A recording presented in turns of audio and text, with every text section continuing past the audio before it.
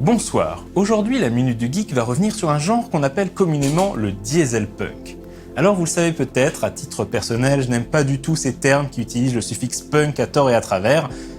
Le genre steampunk a été nommé ainsi en référence au cyberpunk et le dieselpunk a de son côté été nommé en référence au steampunk. Le steampunk est une forme de rétrofuturisme, une uchronie victorienne inspirée de Jules Verne dans laquelle existent diverses machines à vapeur plus ou moins fantaisistes. Le dieselpunk, c'est le même principe, mais transposé dans les années 1920 à 1940, avec donc fatalement des moteurs diesel. Le terme est apparu pour la première fois en 2002 sous la plume de l'auteur de jeux de rôle Lewis Pollack pour décrire l'univers de son jeu Children of the Sun. Mais le genre en tant que tel existait bien avant l'émergence de cette appellation. Typiquement, le dieselpunk se déroule dans l'entre-deux-guerres, durant l'ère du jazz, et puis son inspiration dans la littérature de cette période, en particulier les récits pulp. On y trouve des jetpacks, des zeppelins et des avions rétrofuturistes, et les héros y affrontent les forces maléfiques et souvent germaniques qui désirent plonger le monde dans le chaos à l'aide de machines infernales. Le dieselpunk puise également souvent dans l'esthétique des films noirs et la mouvance art déco.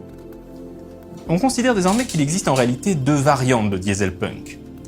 Le dieselpunk Pycraftien d'un côté, en référence à un auteur connu sous le pseudonyme Pycraft, qui sent l'huile et la poudre et se déroule en général pendant la Première ou la Seconde Guerre mondiale, c'est par exemple le jeu vidéo Wolfenstein. L'autre variante est le dieselpunk Ottensien, en référence à un autre auteur nommé Nick Ottens, ambassadeur d'un traitement plus léger et optimiste, qui se déroule dans les années 20 et 30 et s'intéresse plutôt à l'aventure pulp. Certains parlent aussi de décopunk, en référence à l'esthétique art déco. Un excellent exemple de la variante ottensienne est Crimson Skies, un univers né en 1988 sous forme de jeu de figurines et plus tard décliné sous forme de jeu vidéo. Crimson Skies se déroule dans des années 30 alternatives où l'Amérique du Nord a éclaté en une myriade d'États désunis et où les pirates de l'air sillonnent les cieux aux commandes d'avions dont le design est basé sur de vrais prototypes de l'époque. Parmi les autres exemples de dieselpunk, on peut notamment mentionner le film Captain America The First Avenger, de même que le film Sky Captain and the World of Tomorrow, les animés The Skycrawlers et Last Exile, ou encore les deux premiers BioShock dans un registre plus sombre. On retrouve également des aspects dieselpunk dans la série de RPG Fallout.